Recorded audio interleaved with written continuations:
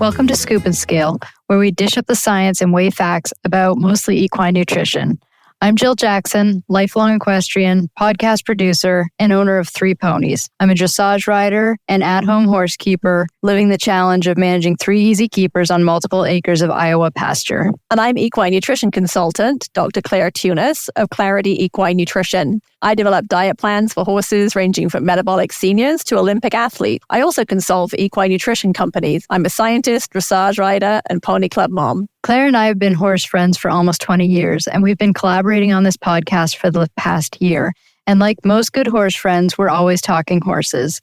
We're always talking about the challenges of managing our horses, our riding struggles, feeding horses, and what's going on in the wider equine community. This podcast is a place for us to have conversations mostly about equine nutrition. It's for anyone who wants to make better choices when it comes to feeding their horses. And before we get started, a quick disclaimer. The information in this podcast is general and not meant to replace the individualized advice of your own qualified equine nutritionist or veterinarian. And while I have a PhD in nutrition, I'm not a veterinarian and can't give medical advice. Thank you for joining us and hope you enjoy the following episode.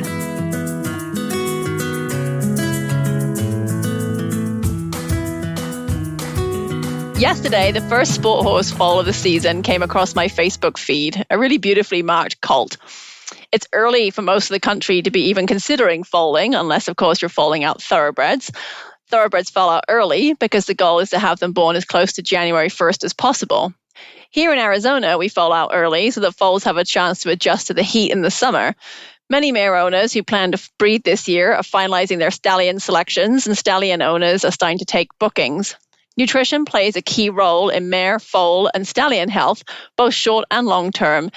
And it's not something that should be left to the last minute.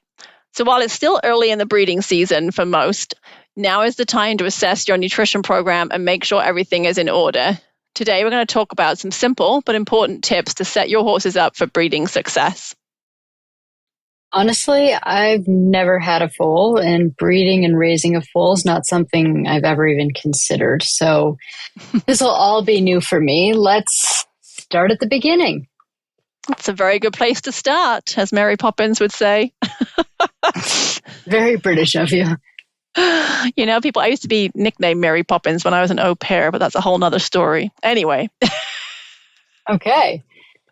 If I had a mare that I was thinking about breeding later this spring, what should I be thinking about now nutritionally? What needs to be done? Yeah, probably the biggest thing from my perspective as a nutritionist is current body condition. So we recently did an episode on body condition scoring, and in there we talked about an ideal condition score being about a 5, or certainly between sort of a 4.5 and 6, depending on what the horse's job is. Brood mares, we typically want to have at the upper end of that range, so maybe closer to a 6, but at the same time, they shouldn't be obese. There's actually some interesting research looking at conception rate based on body condition. And what they showed was they studied about just over 900 mares. And what they found was that conception rate was 71% if the body condition score was less than a 5.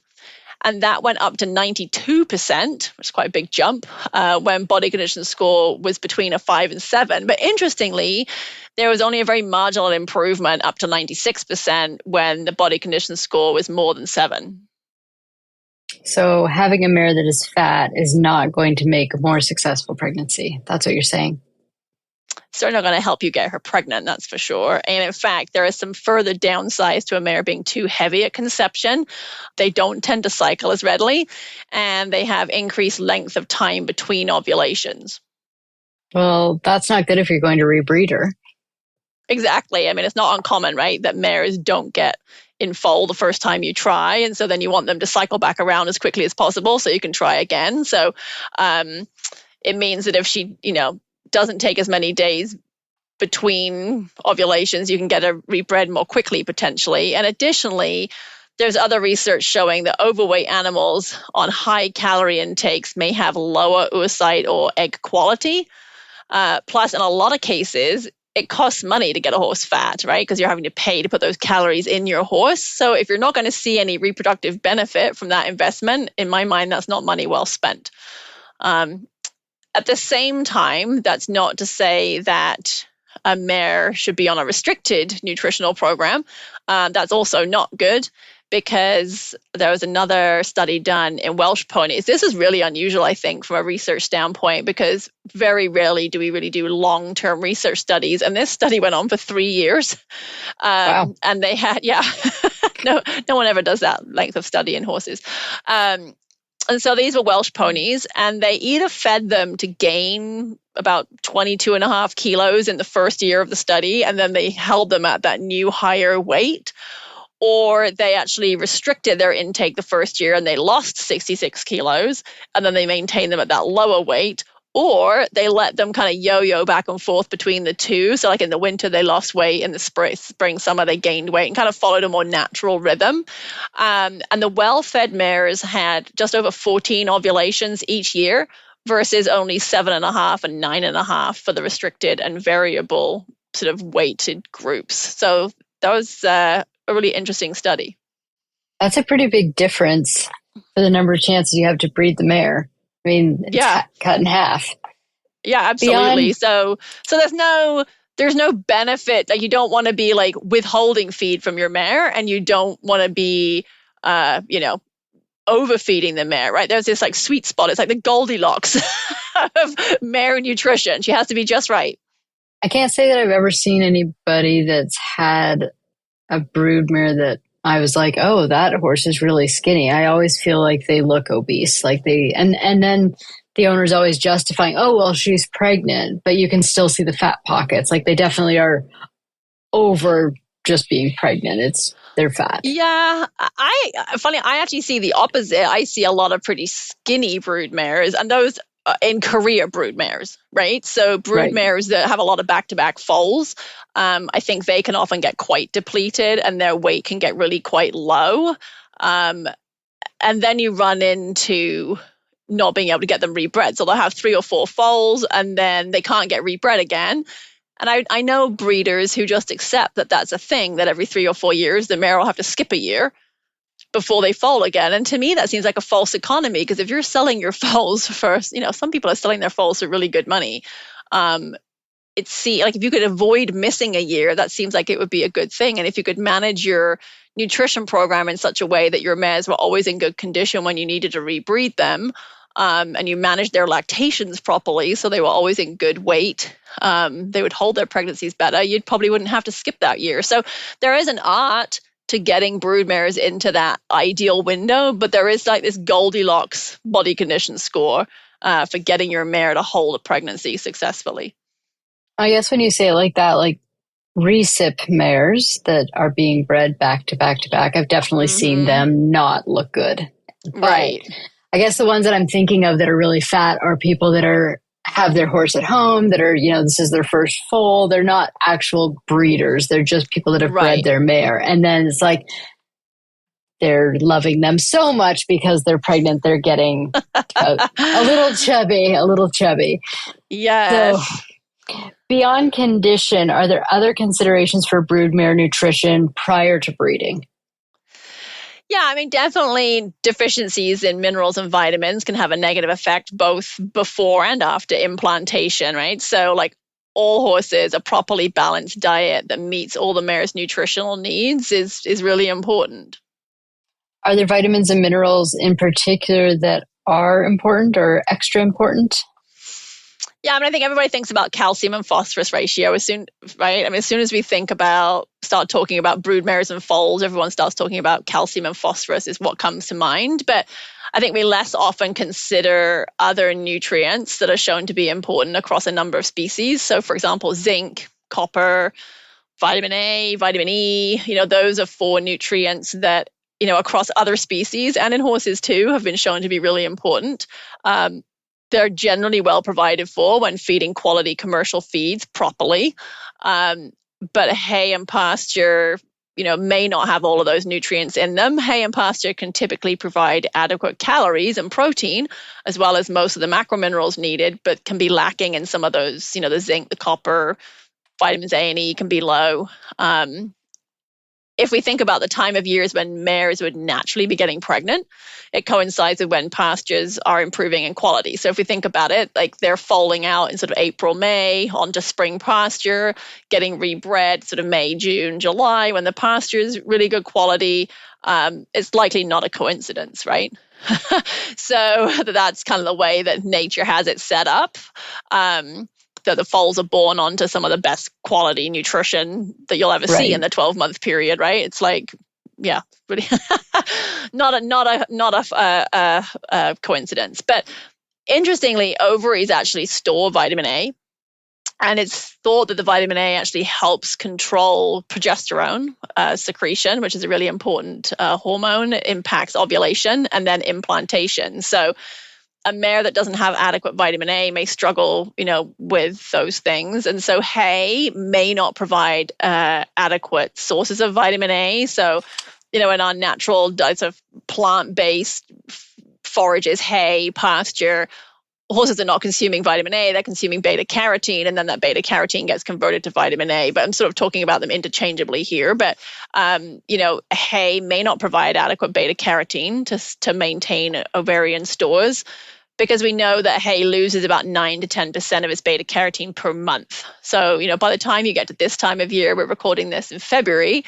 if your hay was cut in, say, May, you've lost more than 50% of your, beta carotene content in that hay by now. And so it's possible that mare isn't consuming enough beta carotene to kind of meet her vitamin A requirements for optimal sort of ovarian function. So similarly, winter pastures are not always very good quality. And so you can't rely on your pasture at this time of year to be providing enough beta carotene either. So again, feeding a well-balanced commercial feed properly, meaning that you're following the feeding directions, is important for making up those potential shortfalls. So, those are some of the nutrients that I think we don't think about very often when we think about mare nutrition that can be really important. If your mare is working, right? So you might be breeding your mare and she might be in work right now. And, or maybe she's a repeat brood mare and she's got a foal at foot and she's about to foal and they're going to breed her back. These things all need to be considered too, and the diet adjusted accordingly. But pregnancy alone does not change nutritional requirements that much in brood mares until the 5th month. Sorry, random question. Is vitamin A tested like vitamin E is tested? Is it just a blood test that you can send off? I don't think we typically do. That's a really good question off the top of my head. I don't think we ever really do vitamin A. I don't think we do either. But if we were going to test the vitamin E, then should we be testing the vitamin A, or do we just make sure to increase that? I guess that's what I'm asking. Do you just increase the vitamin A? And it doesn't What need is a this, test? like episode 42 or something? And Jill finally stumps Dr. Claire. That's a really good question. Dun, dun, dun. Yeah, I don't know. I mean, actually, gosh, it's been such a long time. Like, I haven't looked at vitamin A in a mare ever. And off the top of my head, I'm digging all the way back through into all my grad school knowledge of testing vitamin A. I have a better idea. How about this? After we post the episode, we will get with a veterinarian and we will find the answer to this question, if this can actually be tested or if we're just increasing the vitamin A that we're feeding. Yeah, I think we probably need like a pathologist or a Cornell lab or something. We'll figure out who would know. We will find somebody that has the answer to this question and we will get back to you, or we can just cut this out and nobody has to hear it. Okay, moving on. Keep going. That's interesting. So they don't have any special nutritional needs as soon as they get pregnant? No, as long as they're in good body weight and they have a well-balanced diet, assuming that they're not working or lactating, then their needs are the same as a horse at maintenance until the 5th month of pregnancy. Okay, so then we get to month 5. What has to change? Not a huge amount, right? But starting in the 5th month, I mean, it's not like suddenly you can rush out and start throwing food at her. That's not what happens at the 5th month, right? But starting at the 5th month, energy and protein needs gradually increase. Later in month 7, they need a little more calcium and phosphorus and magnesium. And then in like the 9th month, copper and iron needs increase as well. But these are not massive increases, right? So let's pretend we've got this 1,100-pound mare and she needs 1,700 megacalories a day at the 5th month. And then by month 11, this is increased to 21.5 megacalories. That's essentially the same calorie intake at the 11th month as if she was doing light work. So it's not a massive change in calorie requirement, right? It's from going from maintenance to light work, right? And again, this is assuming she's not working and she's not lactating and she doesn't have any other demands being made on her. Calcium needs increase. That increases quite a bit more. So that is a more significant increase. So it goes from about needing about 20 grams a day for that 1,100 pound mare in month 5 to 36 grams in month 11. And similarly, phosphorus goes from about 14 grams in month 5 to over 26 grams in month 11. And these are based on the National Research Council guidelines. So this makes sense as these are nutrients that are important for the developing foal's skeleton, right? You need calcium, you need phosphorus. And then what's happening in the 3rd trimester of pregnancy, that's when the majority of the foal, its growth is happening and they're developing their skeleton. So it makes sense that you'd need quite a big increase in calcium and phosphorus at that point. Interestingly, traditional models of broodmare nutrition did not increase anything until the start of the 3rd trimester because that's when the majority of foal growth occurred. But when the latest edition of the National Research Council guidelines were published back in 2007, they made a change. Up until that point, they had not recommended changing anything until the 3rd trimester. And then in 2007, they started saying, well, actually, there needs to be some increases happening at the 5th month. And that's because before you can grow your foal significantly, you actually have to develop all the tissues that support that foal's growth. And that is, sort of calorically demanding. There's a caloric demand for that to happen. And you need a bit more protein and better, more blood supply and all those kinds of things. And so that's why now, we say that nutritional needs start increasing at the 5th month. It's because we have to kind of prepare that uterus and get it ready to then be able to support the growing foal in that 3rd trimester. So how much growth is happening and how much weight does a mare gain during pregnancy? Yeah, that's a great question. So I think lots of people like to kind of guess how big their foal's going to weigh when it's born, right? But foals are generally considered to be just under 10% of the mare's non-pregnant weight at birth. So if you've got, 1,100 pound mare, she's going to have about, 110 pound foal is roughly where you'd expect to have it. It's a little bit less than if you're being exact, it's like 9.7%. And then of course, they don't read the textbooks, so they're never going to come out exactly 9.7% of their mother's weight. But it's around, about 10%. So you're going to expect that mare to put on about 12 to 15% of her non-pregnant body weight over the pregnancy. Is that common knowledge? Sorry, just interrupting. Is that common knowledge? Like I've never heard that before, that it's 10% of the mare's non-pregnant weight. I feel like I should start guessing people's horses' weight for money. I know, it should be yes. I feel like maybe that could be like a baby shower game for your broodmare.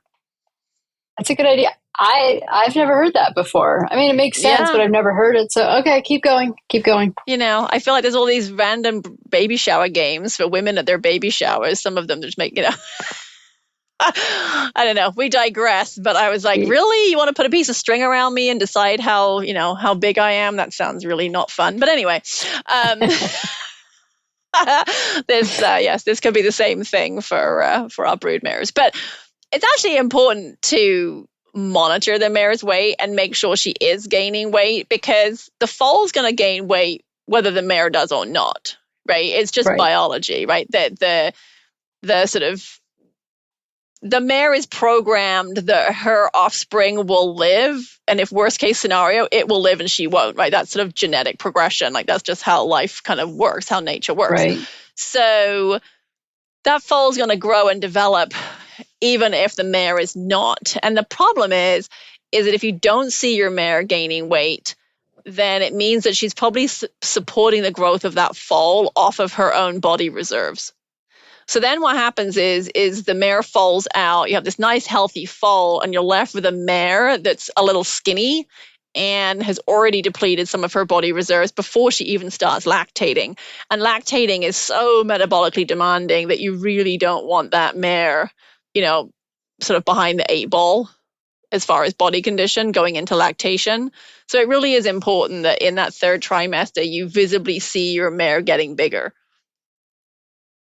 And that's especially important if you want to rebreed her, because as we talked about before, mares that are too skinny are harder to get pregnant. So if your plan is to breed your mare, have her foal, and then try to breed her on her foal heat, or say a month or two after she's had her foal, if she's pretty underweight at that point, you're going to struggle to get her rebred.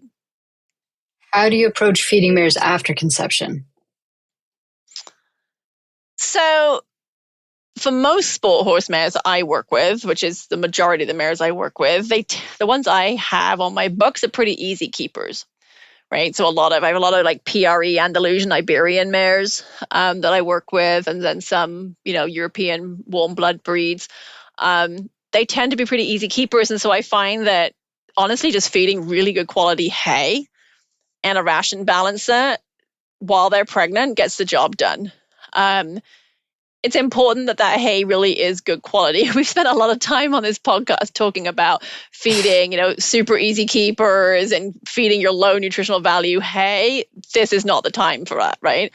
Now we want our lower ADF, lower NDF hay, the much more digestible forages. So ideally, if you were like looking at a tested forage, your ADF would be, 35% or less, and your NDF would be less than 65%. If the values are higher than that, it's going to be harder for that mare to digest, and it's going to sit in the digestive tract for longer, which becomes a challenge for a mare that already lacks abdominal space, right? Because her abdominal cavity is full of growing foal. Like, she doesn't have a lot of volume left to have a ton of hay sitting in there while it gradually ferments and moves on out of her digestive tract. So some mares may not actually be able to eat enough forage to meet their calorie needs, especially in the third trimester if they have a big foal.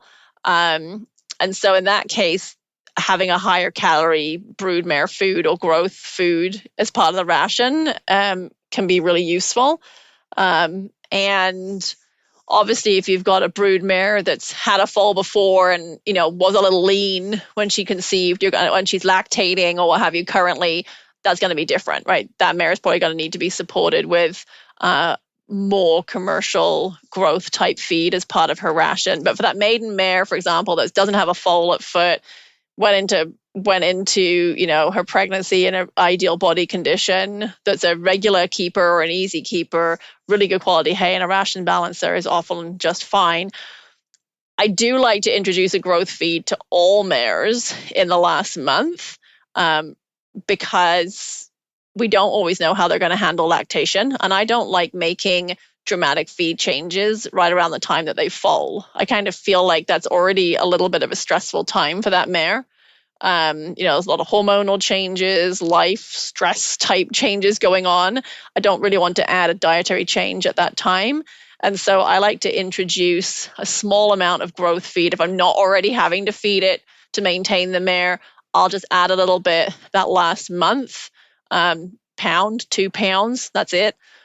Just so it's already in her diet, so that if we need to ramp that amount up after she foals, it's not a novel new feed for her. It's something she's already been getting for several weeks. And that just seems to kind of, seems like a sensible way to avoid colic risk. One thing we hear about during pregnancy with women is gestational diabetes during the third trimester. Is that a thing in horses? Yeah, to a certain degree. It's a natural mechanism in a lot of mammals, right, to ensure that nutrients get channeled to the growing baby. So if you make the mother's tissues less insulin sensitive, it leaves more glucose circulating around in the bloodstream and able to get to the foal, which allows the foal to grow. And so it's a very clever evolutionary trick to kind of favor feeding that baby over the mother. Again, it kind of goes back to what I said earlier about sort of the, longevity and genetics of the thing is like you would rather see your, genetics go on another generation. And so they put that foal first. What if your mare is already insulin resistant? Yeah, it's a bit of a concern and a real risk factor, right? I'd be very cautious about breeding a mare I knew was already insulin dysregulated before she was pregnant. It's a real risk of developing laminitis, in particular during that third trimester, when that already insulin dysregulated mare is going to become more insulin resistant just by virtue of being pregnant. So I would strongly recommend the owners of insulin dysregulated mares, if you're considering breeding that mare, that you have a frank conversation with your vet about the associated risks. People often consider breeding their mares after they've become unsound in their athletic careers. It sounds as though pregnancy is not a good option for a mare with a history of laminitis. Is that true? Yeah, I think ethically that's a really big ethical dilemma. I think I personally would be hard pushed to, breed a mare that had a history of laminitis. Like, all mares should go through a breeding soundness exam prior to breeding to ensure that they're in good health, both reproductively and overall. It would also be wise to include a hoof health evaluation at that time, looking for things like growth rings on feet that might suggest a past history of laminitis, thin soles, a history of abscesses, conditions like seedy toe and white line that could all be linked to a history of low-grade laminitis should, that be cause for concern. And I think, this is especially true if you're somebody that, maybe you've bought a mare under a year or so. She's been great while you've had her. You don't know her long-term history. And if she's she's a breed that is a little more predisposed to having metabolic issues, like our easy keeping breeds, I think that's a real conversation to have with your vet about, is this mare suitable to breed? Are there concerns? What are the risk factors? What kind of risk are we looking at? Because, I've worked with mares that have foundered during pregnancy, and I know of a couple that had to be euthanized, and it's just tragic. Yeah, I also know a few of those types of stories. Is there any new information that broodmare owners should be aware of in relation to nutrition? I'm not sure if I'd call it new, because it's been around and known for several years. However, I don't think it's, common knowledge. To your point about the 10% of body weight, this is kind of those similar things that, I just assume they're common knowledge and forget that they're not, right? But vitamin E status is very important in broodmares and subsequently foals. And there's a link between vitamin E deficiency and a condition known as neuroaxonal dystrophy, which gets abbreviated to NAD, and also a condition called equine degenerative myoencephalopathy. I just said that. Oh my gosh. The more I try to say it, the less I can say it. That's why we just call it EDM. Okay, good. Either way, neither one of those sounds very good. No, they're not. It's similar to wobblers in how it presents. And it appears to be a condition that horses can have. It is a genetic condition. We don't know what the gene is that causes it. We're getting closer to understanding that. So we don't have a test for it at this time. But the horse has to have the genetics for the condition. But the gene only gets, it's really interesting actually. This is what we call nutrigenomics. There's a nerdy term for you. So that's a neat one. Nutrigenomics. So the gene is there. You have the gene for this condition. But if you do not become vitamin E deficient at a key moment in time, that gene won't get switched on. But if you happen to be vitamin E deficient at the wrong moment in time, then that gene will get switched on, and then it can't be switched off. And that horse will then develop, EDM and NAD. So, we're still learning about this condition, but we know it is tied to vitamin E deficiency, and it's not reversible as far as I'm aware of. Okay, so just so I understand, you have to have the genetics for the condition, but then you have to be vitamin E deficient at a specific time period for the condition to develop? Is that what you're saying? Yeah, for that genetic switch to get turned on. It's really interesting, and we know it's genetic because we've seen it in sort of lines of closely related horses, right? So we know that there's a genetic component to it, and there's some really, like UC Davis has some really good information on this condition. They've done a fair amount of research on it, and actually years ago, I I was involved in looking at a breeding operation, a large breeding operation that bred a large number of foals every year. And they had some foals that came in to the vet hospital, and they thought it was kind of like wobblers. The owners weren't really quite sure what was going on. It was determined that they needed to euthanize the foals and necropsy them. And then they found these lesions, and I'm not even sure if NAD was known at that point in time. It may have been we're talking before 2011. It was a long time ago now. And anyway, they ended up that a large number of their horses from previous years' breedings also showed signs. Once they knew what they were looking for, they went home and looked at these young stock and could see the wear patterns in their feet and could tell that they weren't tracking properly, right? That they were slightly neurologic and how their feet were falling. So they were wearing their feet. Obviously, they weren't shod because these were all less than 3 years old. And so they were wearing their feet unevenly. And a lot of research was done there in figuring that out. And then there was another breeder with the same breed elsewhere in the state who had similar issues. And so they started, a big team at UC Davis started studying this and kind of piecing it together and trying to figure it out. So it's a really interesting condition, but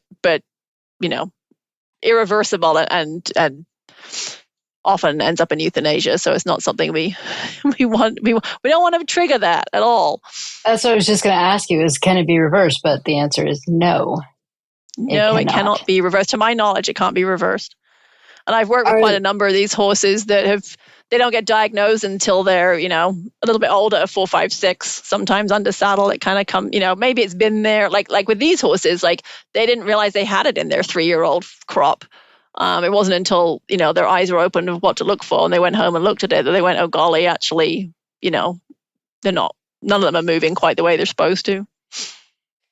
Are there other benefits to the mare having good vitamin E levels? Yes. I mean, research has shown vitamin E is important, right, for a number of reasons. It's passed in colostrum to the foal. So, it's important that your brood mare have adequate vitamin E status while the foal is still in utero, because you need that colostrum to have a good level of vitamin E so that it gets transferred to the foal in that colostrum. And it's important for that foal's immune status. So we know that they tend to have higher what are called IgG levels when the mares are supplemented with vitamin E. And while we haven't confirmed improved health status in foals as a result of that, we do know that resistance to respiratory diseases is linked to the amount of colostral IgG. And foals, it's not uncommon for foals to suffer from respiratory issues. I've worked with a number of racehorse breeders that have dealt with that, where you've had, foals have gone and mares have gone off to be foaled out at other facilities and picked up some snotty nose type thing. And, respiratory conditions can be a bit of a problem in foals. And so having their IgG, levels where they should be is important, and that's linked to vitamin E. So checking vitamin E status about a month before foaling can help ensure adequate foal immune function. And so I do recommend that broodmare owners pull their mare's vitamin E around, 4 to 6 weeks before foaling. Make sure that those vitamin E levels are where they need to be. And if they're not in sort of the upper end of the normal range for vitamin E, then supplementing vitamin E to that mare to make sure that by the time the colostrum gets made, the vitamin E is where it needs to be. And I think vitamin E status in mares is important because oftentimes at this time of year we are relying on hay, and they've been relying on hay for quite a long time. By the time the mare foals out, they haven't really had access to good quality fresh pasture. So we know that vitamin E tends to be low in hay because it's not heat stable. And so even if you're feeding, a well-balanced diet with a good quality ration balancer or growth feed that has vitamin E, it still may not be meeting their requirements. And so testing is really the only way to know. Okay, so the foal is now born. How does the mare's nutrition needs change once the foal's on the ground? So this is where the dramatic change happens, right? So a mare's calorie and protein requirements increase significantly. So, for example, again, if we look at a 1,200-pound mare, I was expected to need about 23 megacalories of energy and 970 grams of protein a day. A month later, after foaling, those needs have gone up to 35 megacalories. So that's an increase from 23 megacalories to 35 megacalories, and from 970 grams of protein to 1,690 grams of protein. Oof, that is a huge increase. It is. Yeah, I don't even know what you feed to meet the needs of that. Tell us. Yeah, okay, so here's something. When I give talks, I have a slide that I quite often show. And in there, I show the energy and protein requirements from conception through to the end of lactation. And there's this massive jump right after birth, right? And then what I do is I put a little line across the top. So I have an energy graph and a protein graph. And on each one, I put a line across the top that says, if this horse were in full race training, this is that horse's calorie requirement. And a lactating broodmare almost has the calorie requirement for that same size horse in full race training.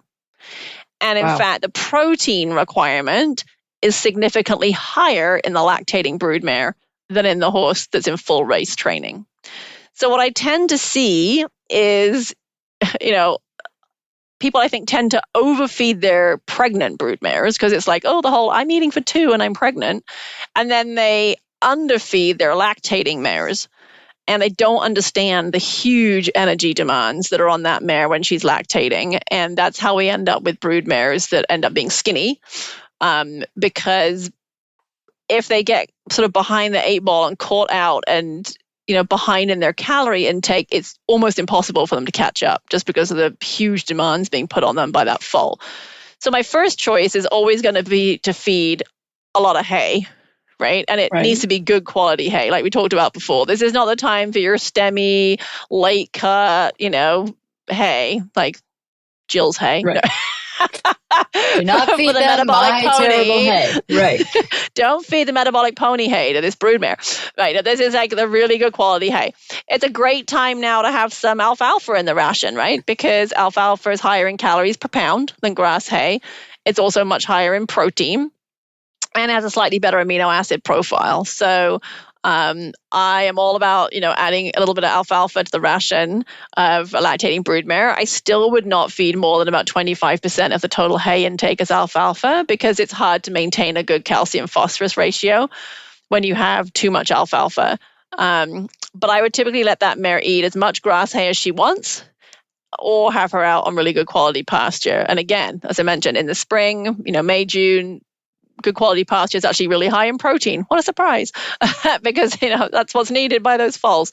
And then I would, again, if it's a more of an easy keeper mare, I would add a ration balance there. And so my kind of Iberian type horse clients, they do very well on sort of unlimited grass hay. 25% of their hay is alfalfa and a ration balancer. That's not going to be enough for all mares, especially those that are harder keepers or that have had several back-to-back foals and have been allowed to lose condition and were unable to gain it back, before the 3rd trimester of their pregnancy.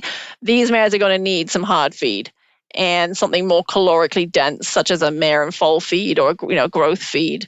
If she doesn't need as much as the manufacturer recommends, then again, like in every other scenario, you end up making up the shortfall with some ration balancer so the diet is balanced. So I'm hearing you say that feeding some high-protein alfalfa and a ration balancer is fine to feed broodmares, but I've heard people say that high-protein diets can cause OCD or DOD issues. So is that true? Is that a concern? Is it not a concern? Oh, Jill, the owner of the big dogs.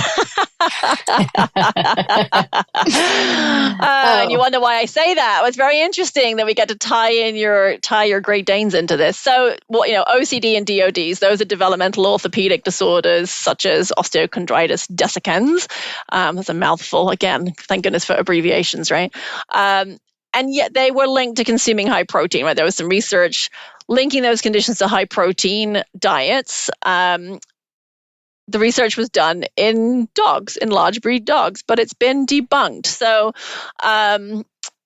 there's this misconception that actually comes from, like I said, raising big dogs and them developing joint disorders. The work was done back in the 70s, feeding big dogs high protein diets. And they showed that those dogs had higher incidences of developmental orthopedic disorders. And this then got extrapolated to horses, and for years sort of became doctrine that don't feed high protein to growing, young horses. They'll get developmental orthopedic disorders. Now, I know nothing about big dogs. You're the big dog person. I didn't even realize that this was an issue in big dogs, but apparently it is an issue in big dogs. However, there was a flaw in this research. So what they did was, as they increased the protein intake, they inadvertently also increased the amount of calories that those dogs were consuming. So it wasn't just about feeding higher protein. They also got fed more calories. So later, the research was redone, and they controlled the calorie intake and only increased the protein intake. And guess what? There was no significant increase in orthopedic disorders. So it wasn't the high protein that caused the orthopedic disorders. It was a consumption of excessive energy and excessive calories. So, but this is a myth that it will not die. It won't go away. I mean, it's been debunked for decades, but it just won't go away.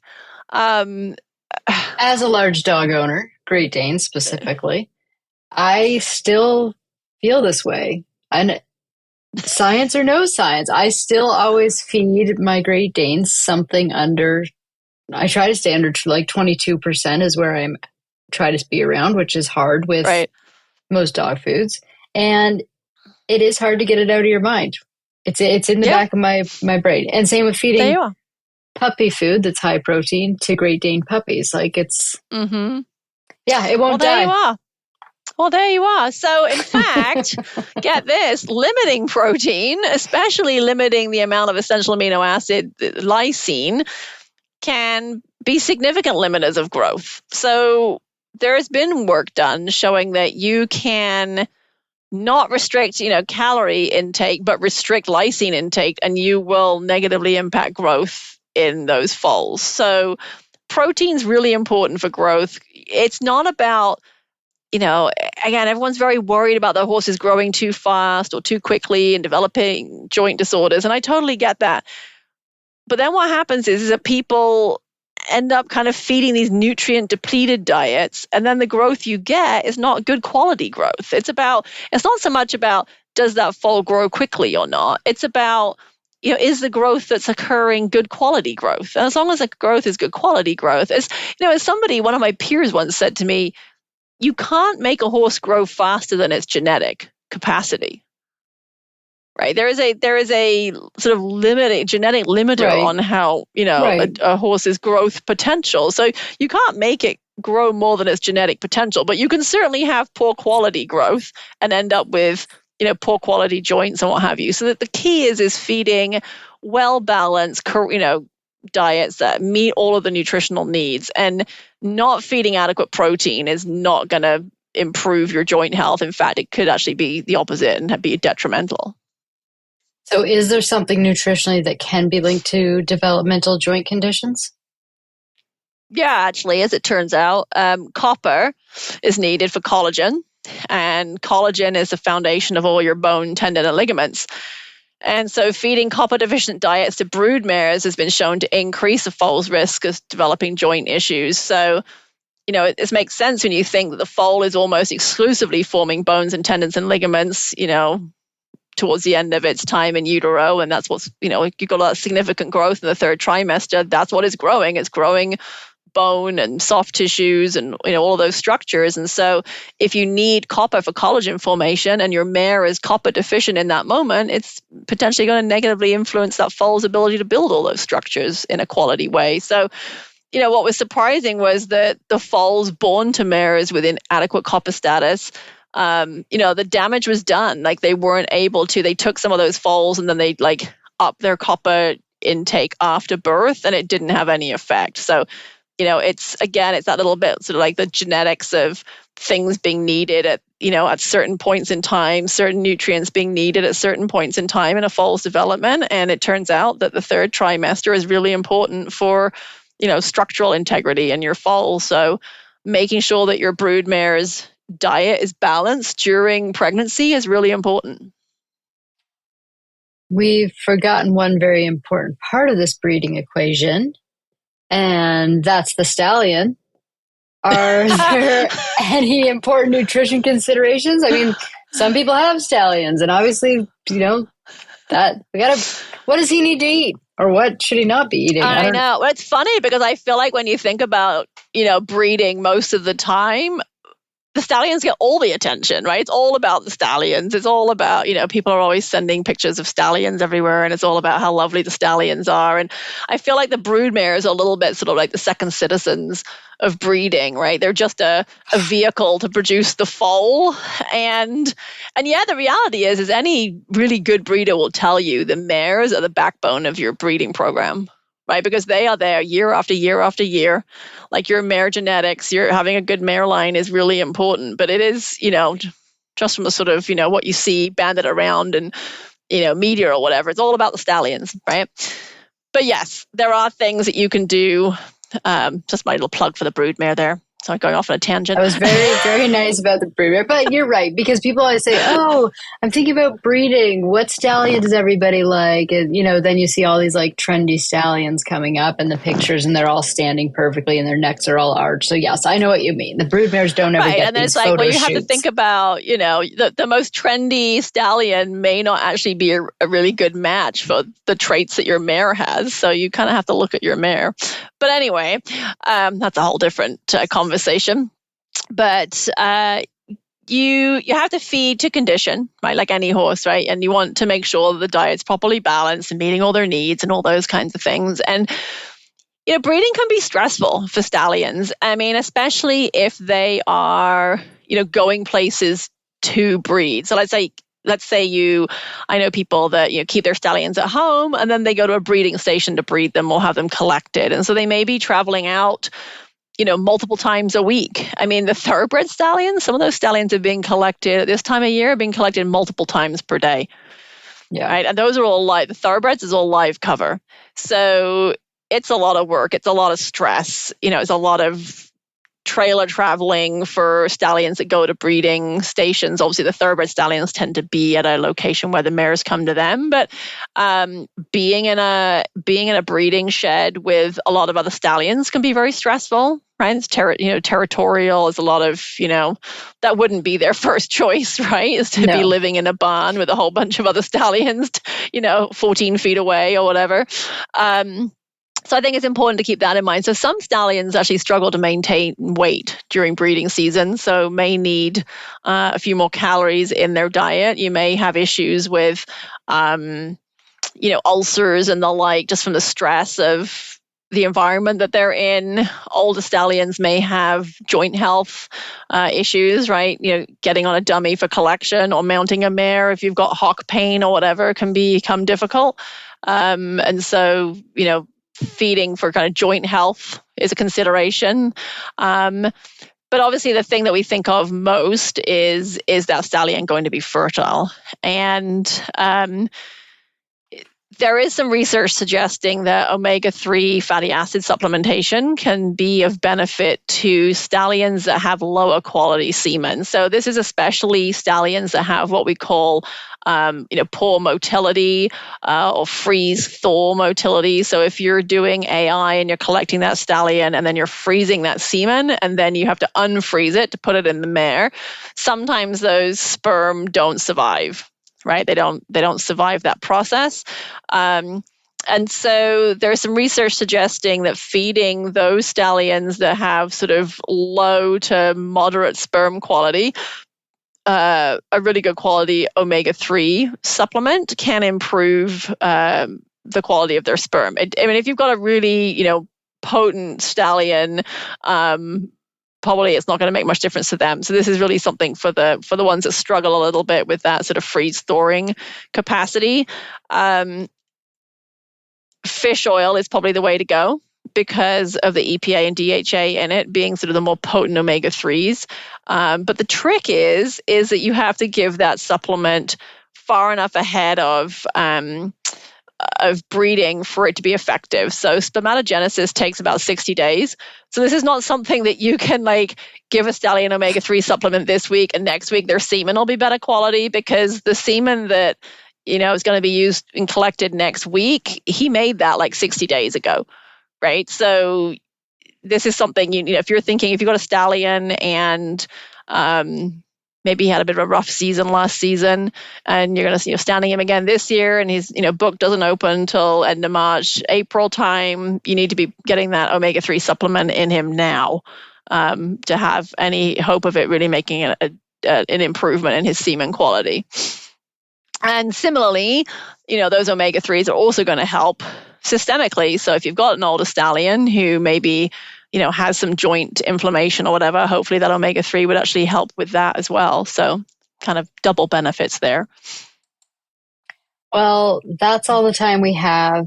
Before we go, is there anything else you want to add to this, or is there anything you want listeners to take away from the conversation?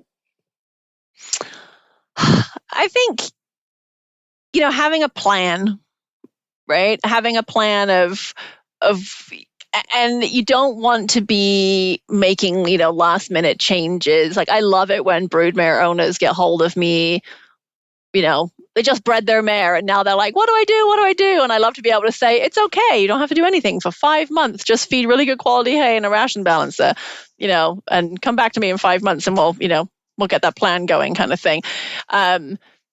It oftentimes, though, people don't contact me until they're like, my mare is going to fall in a month's time. And I'm like, oh, there are so many things that should have been done, during this, the last trimester to really help ensure that foal is really set up for life, right?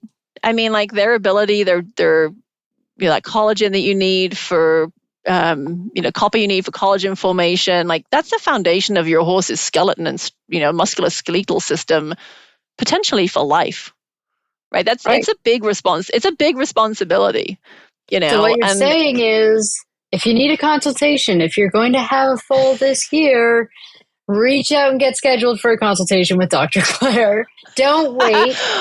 Don't wait until the last minute.